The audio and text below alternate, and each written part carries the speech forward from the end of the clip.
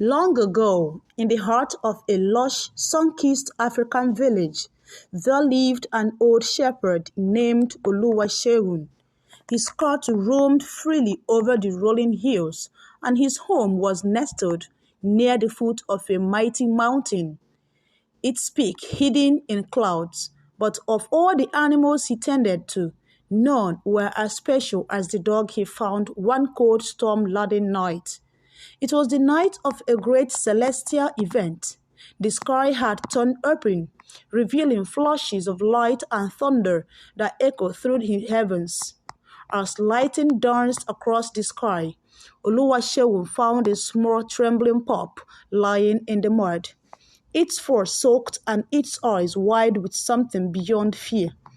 The dog's fur was a brilliant silver, and upon its chest was a mark, a faint symbol of a crescent moon intertwined with tears and stars.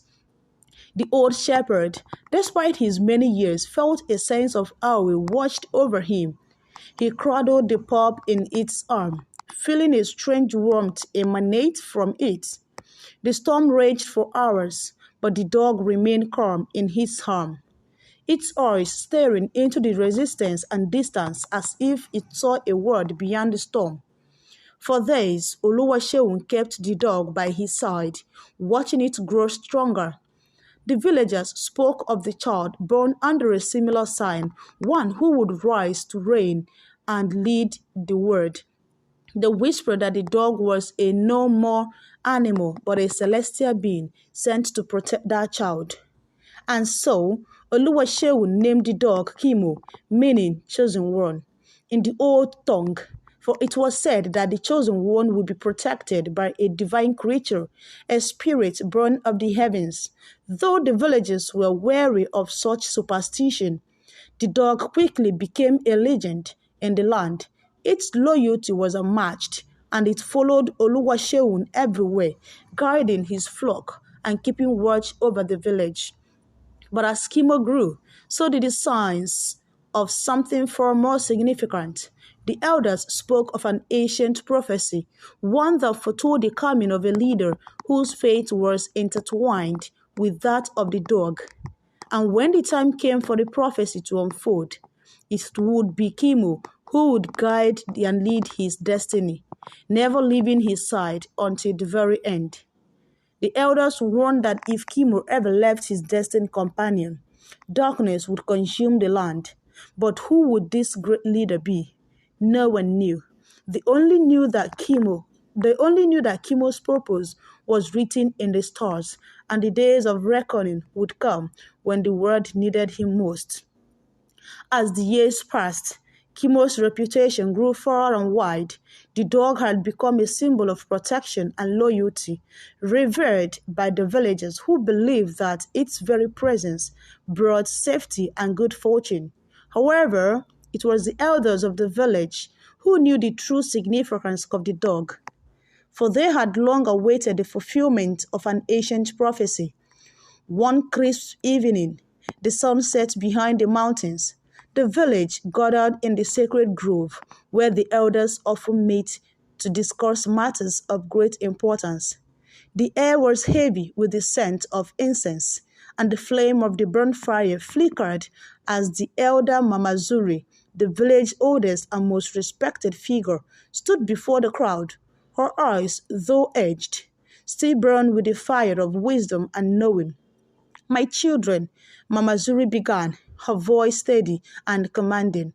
"Tonight, we speak of prophecy, the prophecy that had been passed down through generations, spoken of in whisper by the elders and recorded in the stones beneath our faith.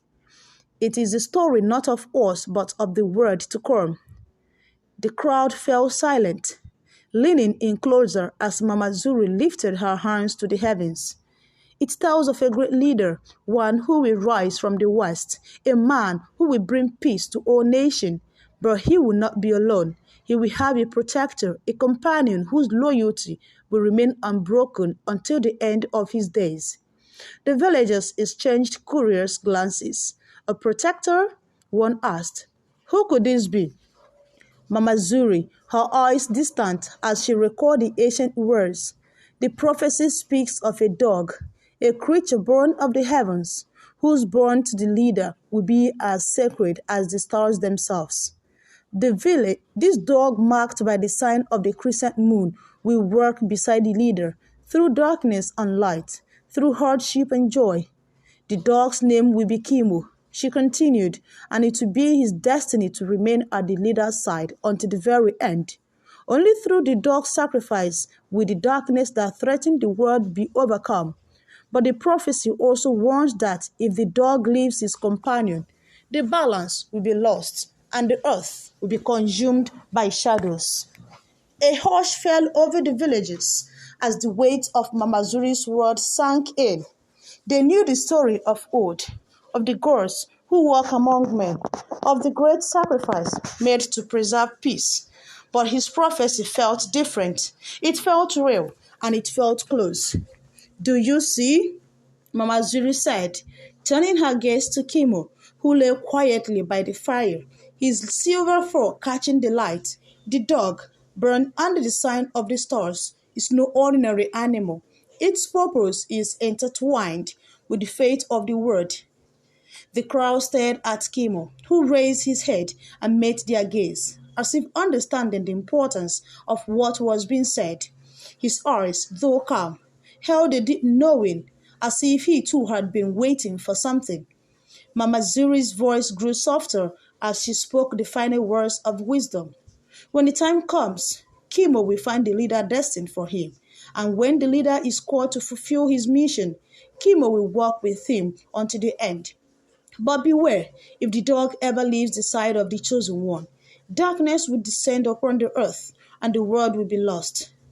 The villagers were silent, the weight of the prophecy heavy upon their hearts. No one knew who this great leader would be, nor when he would come.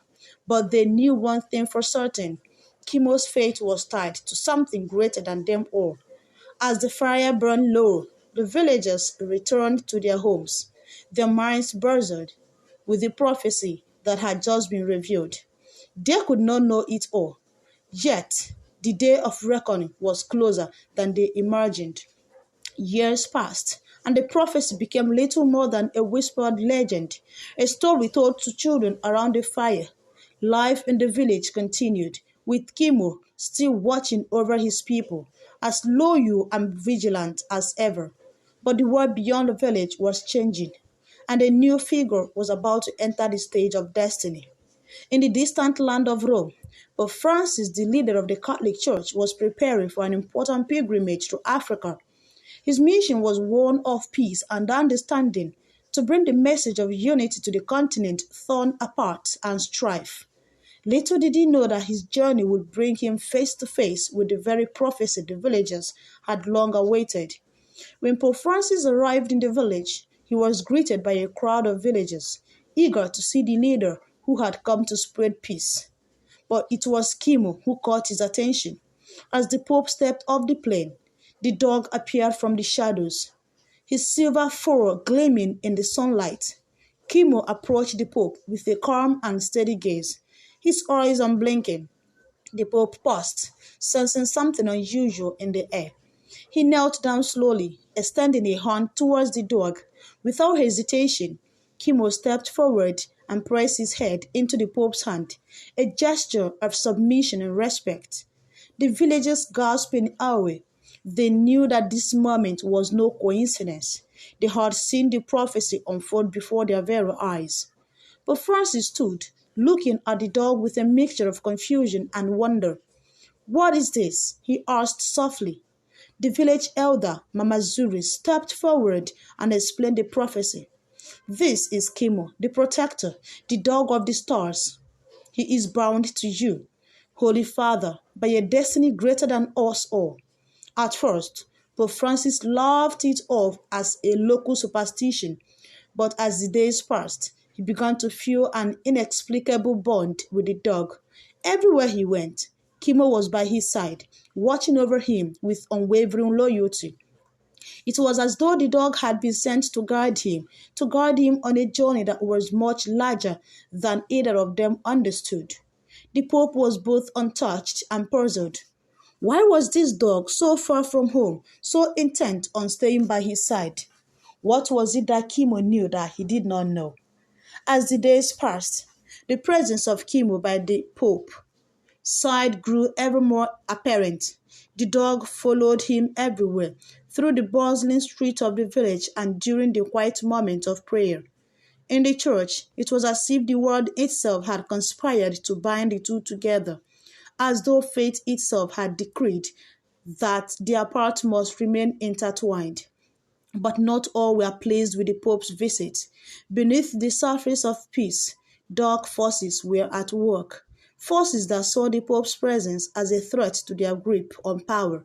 Hidden in the shadows, the whispers of the ancient prophecy and plotted in silence. In the capital city of the country, a powerful secret society known as the Brotherhood of Shadows had long sought to manipulate global events. These men were the unseen hands that pulled the strings of powers. They would stop at nothing to maintain their control. They had heard rumors of the prophecy, and the sight of Kimo beside the Pope was a sign to them that their time was running out. The Brotherhood leader, Lord Malachi, was a man of wealth and influence, whose name was whispered in both reverence and fear.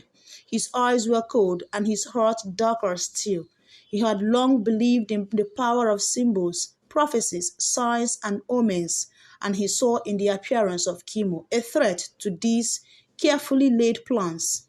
The dog, with its celestial markings and born to the Pope, was an omen he could not ignore. Malachi called upon his most trusted agents, each one skilled in the arts of dark magic and subterfuge.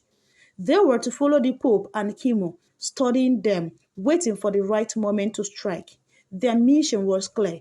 The Pope must not leave Africa alive, and Kimo, whatever divine bond he shared with the Pope, must be silenced. One evening, as the Pope and Kimo sat in the village church, deep in prayer, the first sign of danger appeared. Kimo, who had been lying at the Pope's feet, suddenly stood. His body tensed and alert, his ears perked as he sniffed the air, and then, without warning, he growled low in his throat. The Pope looked down at the dog, sensing the unease.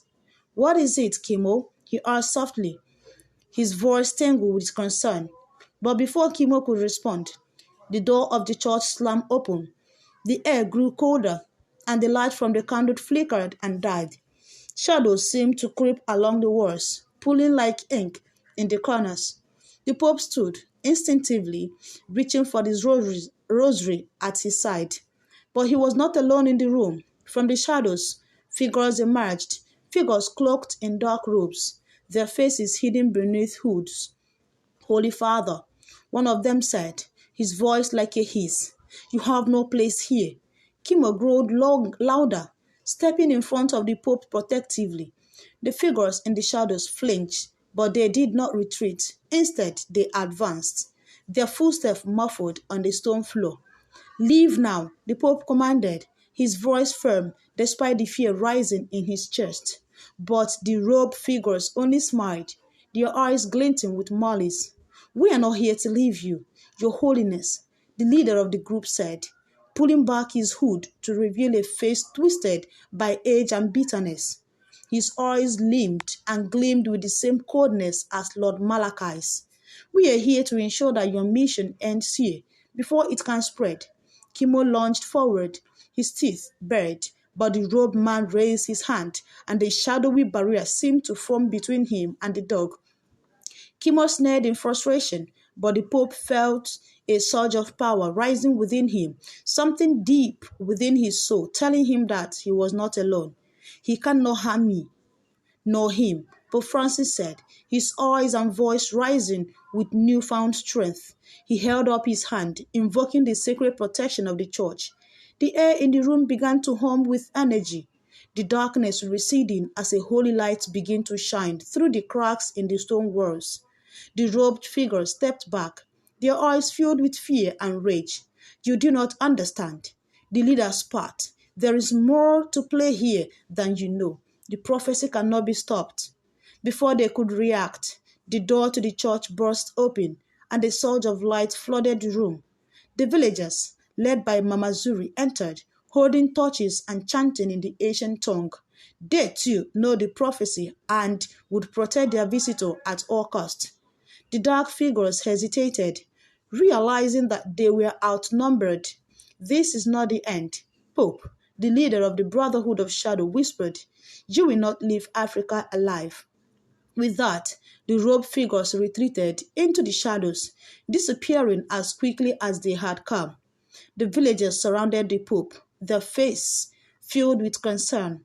"Are you all right, Your Holiness?" Mama Zuri asked, her eyes filled with worry. The Pope nodded, but his gaze lingered on Kimo, who had returned to his side, his force standing on end, his eyes still scanning the room. The Pope placed a hand on the dog's head, grateful for his protection.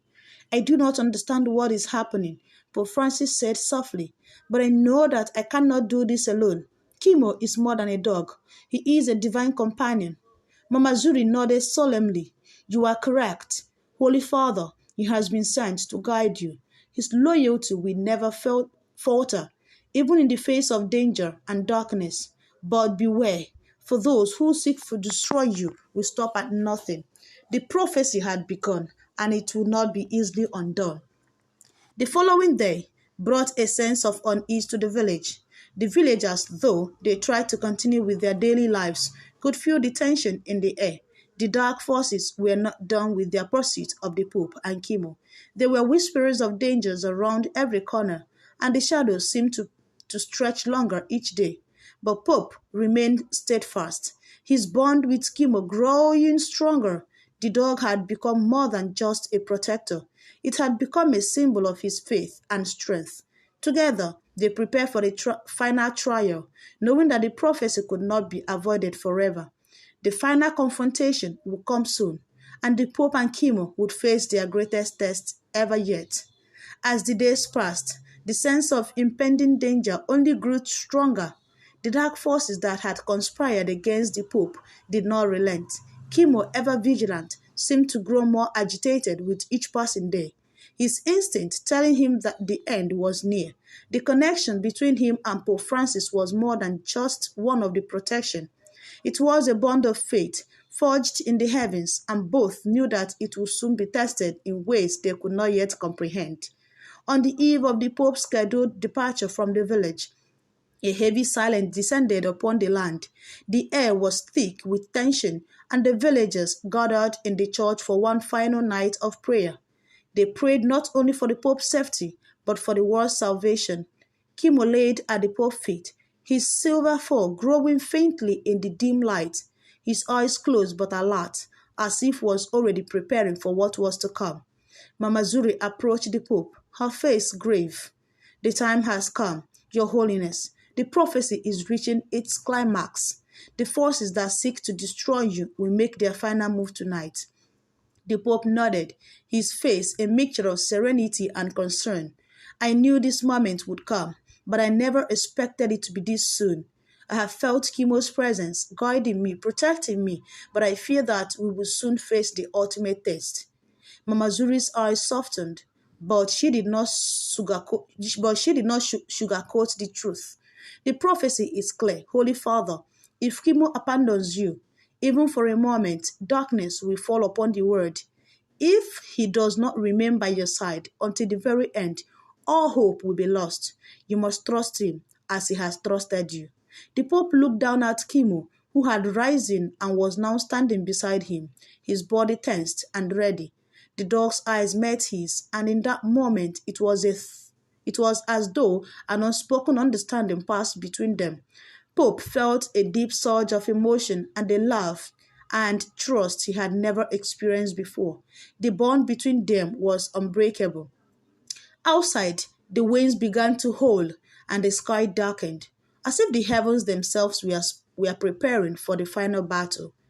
The village torches flickers and swave, casting eerie shadow against the walls.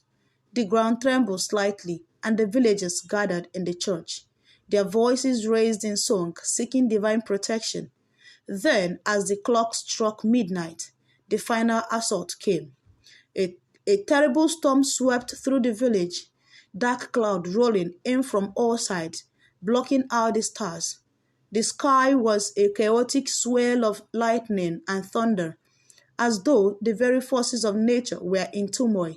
A deep, resonant voice echoed through the wind, a voice that chilled the bones and set shivers down the Pope's spine.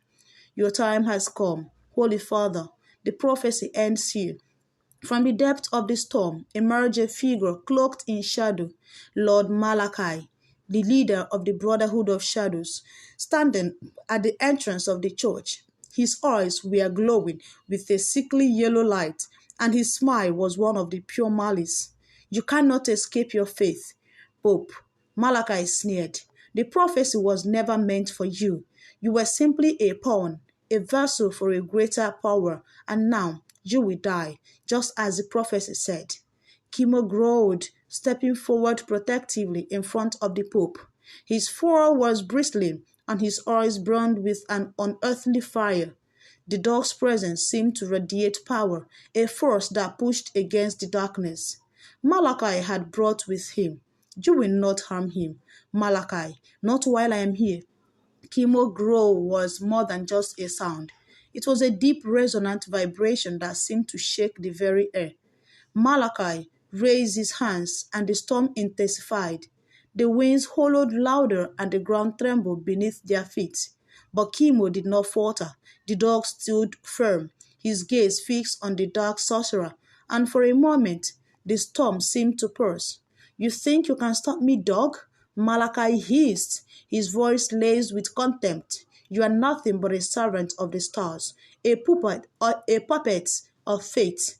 But the fate of the world is mine to control, and I will not allow you to stand in my way. With a swift of moment, Malachi summoned dark magic, sending a bolt of black lightning towards the Pope. But Kimo, with a speed that defied his age, leaped in front of the Pope, taking the full force of the blow. The dog howled in pain, but did not move, standing firm in his loyalty to the Pope. No! Pope cried, rushing to Kimo's side as the dog collapsed to the ground. His fur scorched and his breathing labored. Kimo's eyes flickered, and for a moment he seemed to stare directly into Pope's soul. Trust me, Holy One, Father, I will always be by your side. The world will faint, but they carry the weight of divine certainty. The Pope's heart wrenched as he knelt beside the dog, his hand trembling. Kimo, please don't leave me. But as the storm raged around them, something miraculous began to happen. The light from the Pope's prayer, combined with the divine connection between him and Pope, began to push back the darkness. The very air seemed to shimmer with holy energy, and the winds calmed. The dark magic that Malachi had summoned began to dissipate, as though it could not withstand the purity of the bond between the Pope and the dog. Kimo, with his last breath, let out a final defiant growl. His body glowed with a radiant light, and in that moment the storm broke. The cloud parted, and the first light of dawn broke through, casting its golden rays over the village. Malachi screamed in fury as the darkness around him crumbled, consumed by the light. He fell to his knees, unable to withstand the power of Kimo's sacrifice. The storm dissipated, and the night was over. The prophecy had been fulfilled. Kimo's body lay still in the Pope's arm, but the look of peace on the dog's face was enough to let Pope Francis know that the world had been saved. The prophecy was through, and through Kimo's unwavering loyalty, the darkness had been defeated. The Pope stood, holding the lifeless body of the dog in his arms, a tear slipping down his cheek. Thank you, Kimo, he whispered. You have given everything for the world. Your sacrifice will never be forgotten. As the villagers gathered around, they too felt the weight of the sacrifice. Kimo had not only protected the Pope, but had ensured that the light of peace would shine in the world for generations to come. And so the dog had never left the Pope's side. Even to the grave, he had fulfilled his divine destiny. The prophecy had been fulfilled, and the world had been saved.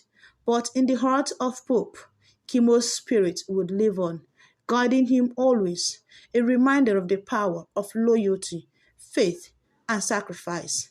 Thank you very much for watching. If you love this story, give this video a thumbs up. Don't forget to hit the subscribe button. Do well to turn on your notification bell so that you'll be notified any day we post any video. And if this video resonates to whatever you're looking for, please go down to the inbox and drop whatever you think.